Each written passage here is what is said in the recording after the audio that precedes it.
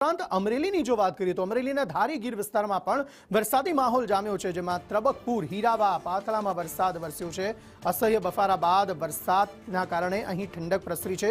ધારી ગીર વિસ્તારમાં વધુ એક વખત વાતાવરણમાં પલટો આવ્યો છે। ખાંભામાં પણ આ પ્રકારની સ્થિતિ છે। ખાંભાના ગ્રામ્ય વિસ્તારોમાં વરસાદી માહોલ જામેલો જોવા મળી રહ્યો છે।